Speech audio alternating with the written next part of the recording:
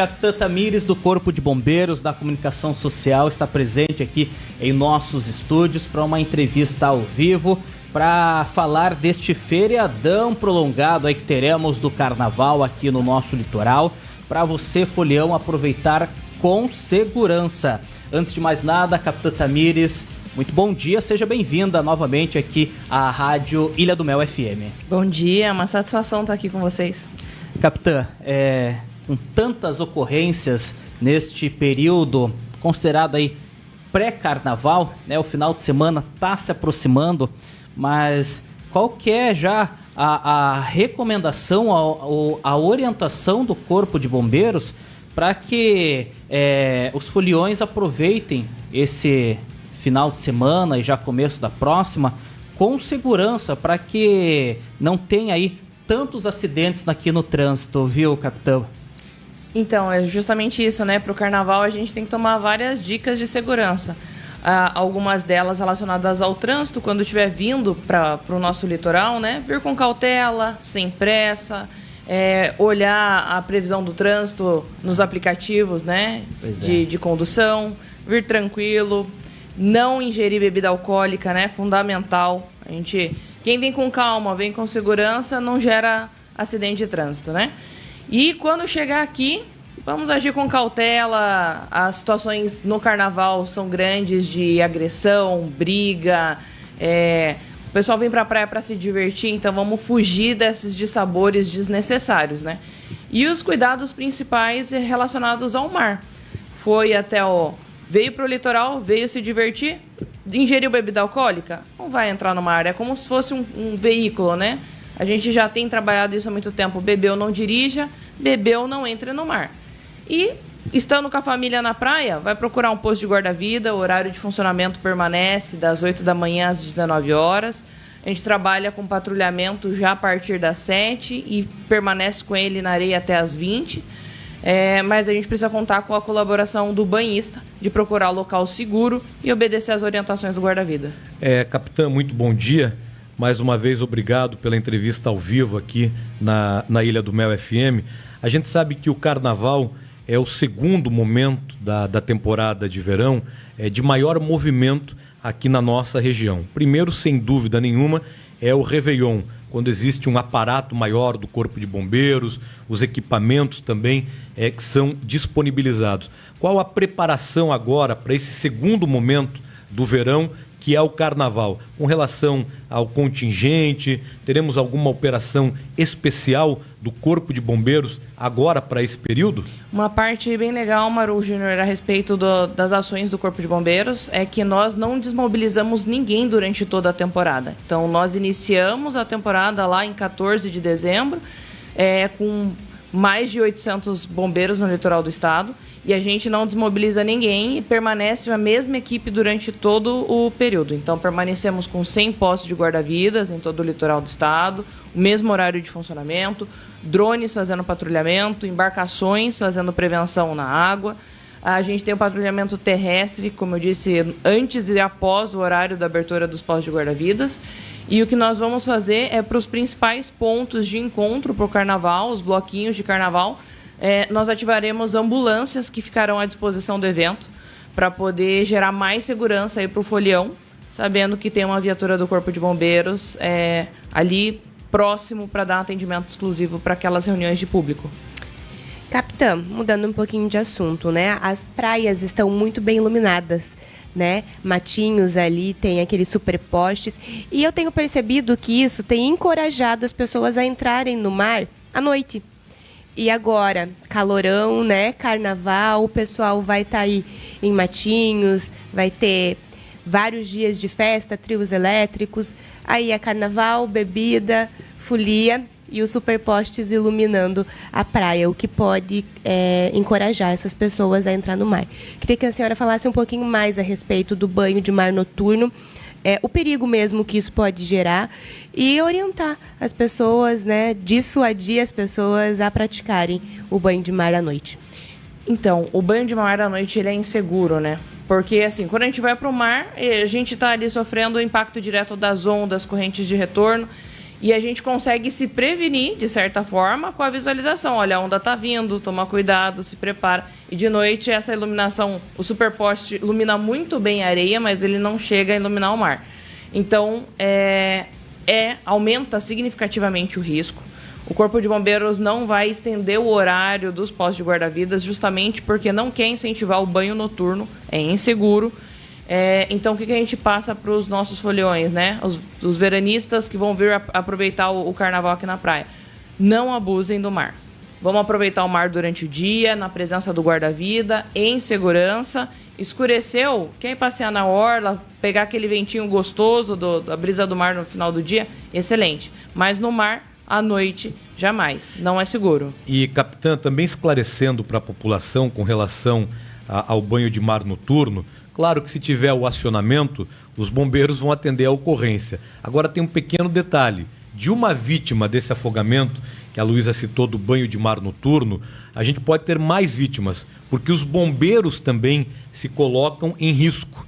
É por isso que não tem o posto montado à noite, é por isso que é um atendimento com maior dificuldade nessa região no período noturno. Inclusive, né, Luísa, as buscas, elas são suspensas nesse período, até por conta da condição de risco também das equipes de emergência, né, capitã? Justamente. Havendo afogamento noturno, nós vamos de pronto dar a resposta. Mas, como você bem disse, Mauro, a gente não pode colocar as embarcações na água, por exemplo. As embarcações, elas não são preparadas, a embarcação de resgate, né, especificamente, para poder operar à noite, por causa da questão de insegurança quanto ao mar. E, por padrão de operação, a gente suspende as buscas noturnas justamente pela insegurança. Então, a gente tendo afogamento no período da noite, a gente vai deslocar, a gente vai fazer tudo o que for possível, mas a chance de encontrar uma vítima no período noturno é muito baixa. A gente vai trabalhar ali por 1 hora, mais ou menos, que é a chance de sobrevida da vítima, e vai suspender tudo e retorna só no amanhecer. Então, não tem por que estragar o carnaval de ninguém, né? A alegria e a folia do carnaval da família com um banho desnecessário no período noturno. Vamos aproveitar tudo que a gente tem para aproveitar durante o dia, em segurança, com os bombeiros ali protegendo a população e a família. Capitã, com relação às bandeiras que são colocadas nas areias das praias, cada uma tem uma cor e o seu significado. Queria que a capitã trouxesse, então, com relação a essas sinalizações, até para o banhista já também se orientar ao entrar no mar.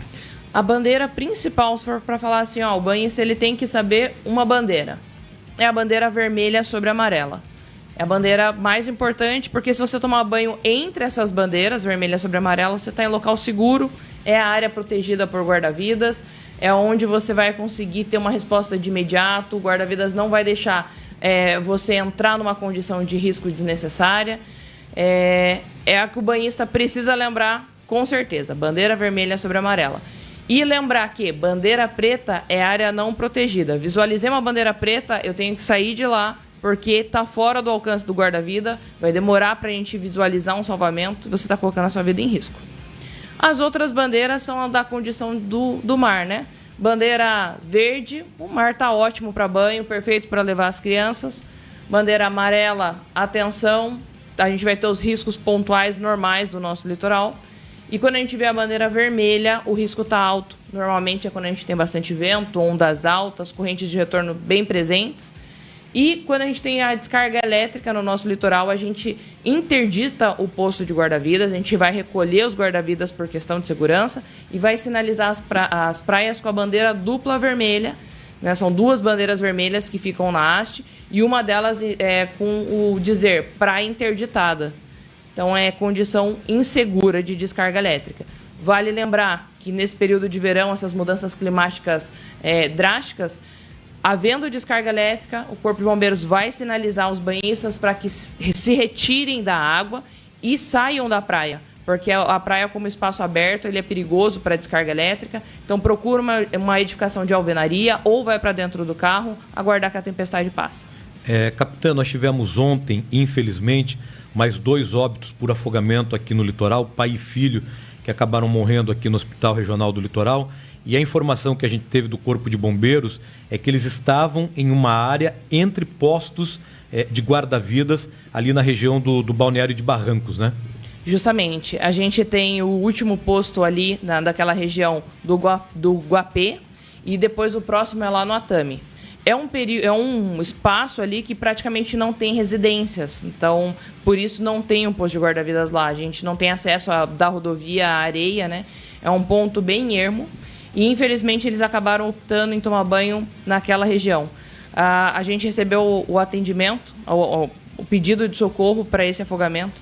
De imediato, a gente deslocou todo o aparato, os bombeiros, embarcações, o helicóptero deslocou ao local. Havia assim, um prognóstico muito positivo na situação, principalmente do jovem, que conseguiu retornar ao batimento cardíaco relativamente rápido. O pai, na sequência, a gente conseguiu encaminhar os 2 com a aeronave para o hospital regional para ter todo o suporte necessário e, infelizmente, é uma tragédia. Vale lembrar que o afogamento não é brincadeira. O afogamento é um caso gravíssimo. O seu pulmão é inundado de água salgada. Então, além dos riscos de você não estar fazendo a troca gasosa necessária para a respiração, você está enchendo seu pulmão de areia, sujeiras do mar, e você acaba colando literalmente os seus alvéolos e você não consegue fazer troca gasosa. E você fica totalmente suscetível a infecções dentro da UTI enquanto você está em recuperação. Então, é ruim falar isso, mas é importante, né? Não é só aquele afogamentinho, engolir um pouco de água. Não, você está comprometendo o seu pulmão, você está ficando 100% exposto a qualquer tipo de bactéria hospitalar. Então, às vezes, a vítima de afogamento evolui negativamente porque a imunidade dela baixa demais e ela acaba ficando suscetível a qualquer coisa dentro da UTI. Capitã Tamires, falando de tecnologia, nessa temporada agora de verão, durante a operação do Corpo de Bombeiros, foi investido em drones com câmeras térmicas, com alto-falantes ali nas praias, né, Matinhos, Pontal, Guaratuba.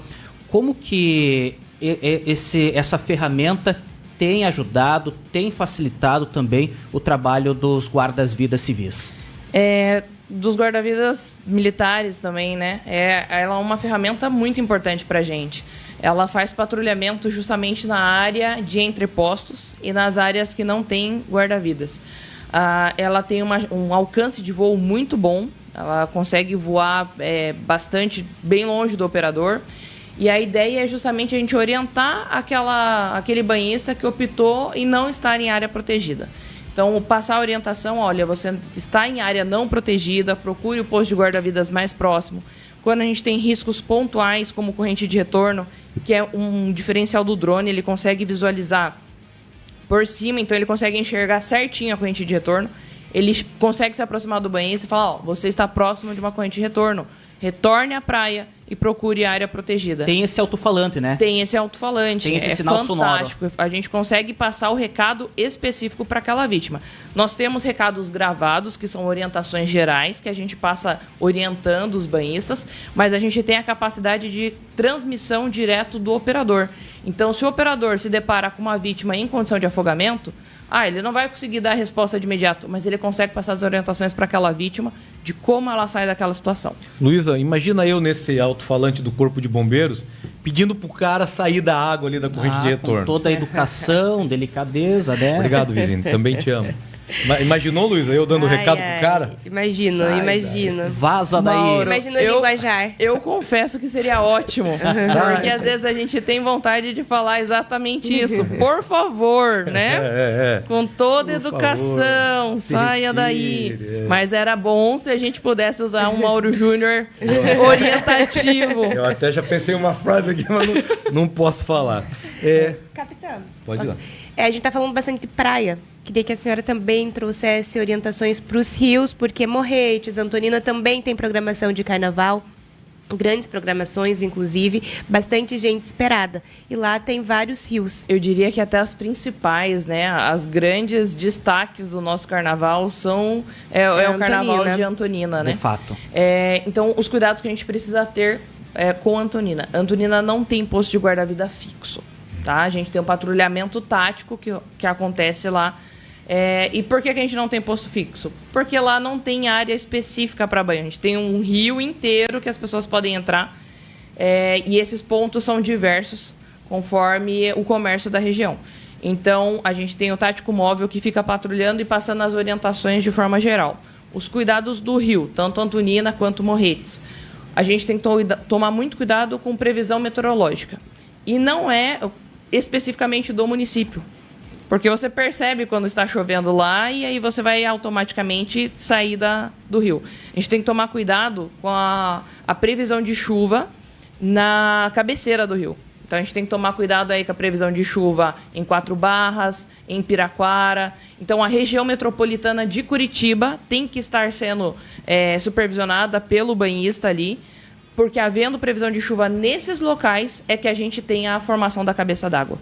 Então, o que é a cabeça d'água? Choveu nesses municípios, lá na nascente do rio, e vai acumulando uma quantidade de água muito grande que vai vir com uma forma de uma onda gigante para o nosso litoral.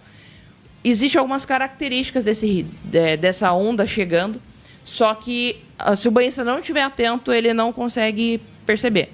São sinais do aumento de folhas e galhos que vão vir junto com o rio e a mudança da cor da água. Normalmente, os nossos rios são bem translúcidos, muito limpos, e quando a gente começa a ver uma presença barrosa da água ali, é sinal de que a cabeça d'água está chegando. Então, a orientação é, dá uma olhada como está a previsão na região, fica atento o tempo todo quanto a mudanças meteorológicas, a gente às vezes consegue visualizar a serra, né, o aumento de nuvens na serra, e se mantenha sempre próximo às margens. Viu alguma mudança diferente? Saia de perto do rio, porque quando a gente tem a cabeça d'água, a gente aumenta o rio num volume muito alto, e às vezes até 5 metros de distância do rio a gente vai ter a presença da água já. Então, a gente tem que tomar esses cuidados. E, capitã, para esse carnaval, a gente vai ter alguma equipe do Corpo de Bombeiros nessas cidades? Sim, como eu falei, a gente não desmobilizou ninguém desde que a gente desceu para o litoral. A gente mantém 100% do efetivo durante toda a temporada e a gente vai permanecer com esses homens e essas mulheres fazendo patrulhamento, orientação. A gente vai estar também com as equipes dos quartéis, que eles ficam lá 24 horas em sobreaviso, em QAP, para poder dar atendimento para essas situações diversas. Já que estamos falando de Antonina e de Morretes, vamos pegar o gancho aqui de uma situação que aconteceu ontem. Eu acho que um casal acabou se perdendo na saída de uma trilha e também agora nesse período, né, temos aí um feriadão prolongado, muitos caminham por trilhas. A melhor recomendação, né, capitã? Se não conhece, não vá sozinho, não inventa arte e, se possível, sempre com alguém conhecedor ali daquele caminho. E também, né, sempre orientando o ponto de saída, o ponto de chegada e os horários, né, que vai percorrer aí essa trilha. Essa situação também é muito comum aqui no litoral, né? Muito comum, e aí vale a gente ressaltar alguns cuidados, né? A primeira coisa é conhecer a trilha, estudar ela antes. A gente tem vários sites que mapeiam a localização da trilha. Lembrar que a maioria das trilhas não dão sinal de celular, então não vai contando que qualquer coisa eu dou uma olhada na internet. Tem que fazer o download dessa trilha antes, estudar ela. Não sair sozinho para a trilha, isso é regra absoluta. Sair minimamente em 2 pessoas, levar suprimento de água, de alimento, lanterna. Mas eu só vou fazer a trilha durante o dia. Mas se ocorrer qualquer imprevisto, minimamente o que você precisa é a quantidade de água suficiente, alimento e iluminação, caso a gente tenha uma mudança climática brusca ou se estenda até o período noturno, né? Avisa onde está saindo. Então, estou saindo daqui, a previsão de retorno é para esse mesmo local ou para outro local, e passa as coordenadas. De preferência, manda a localização, né, para que a pessoa possa acompanhar a sua localização em tempo real, alguém que vai estar em casa, em segurança. E deixa essa pessoa orientada, que se você não chegou até o horário previsto, não conseguiu contato mais com você, perdeu a sua localização, ligue o 93 e repasse todas essas informações prévias para que as nossas equipes possam se direcionar e ajudar. Esse caso de ontem, eles acabaram subindo a trilha do Salto dos Macacos e quando eles estavam muito próximos à cachoeira, eles acabaram perdendo uma das entradas. Só que houve a possibilidade da comunicação, porque eles já estavam em local que dava sinal. O Corpo de Bombeiros só passou a orientação para eles, permaneçam nesse lugar que a gente já chega. Então, eles não estavam machucados, eles não estavam em condição de risco. As equipes chegaram, conversaram com eles e desceram com eles em segurança. Então, o Corpo de Bombeiros está aí, estamos treinados, temos equipamentos, estamos à disposição, só vamos nos divertir com segurança, porque bem falou o Mauro Júnior, a gente vai ter um aumento significativo de diversos tipos de ocorrência nas estradas, nos rios, nos mares. Então, que a população colabore para a segurança de todos. E agora eu quero saber de você, capitã, sobre os cuidados com piscinas em casa, principalmente com as crianças.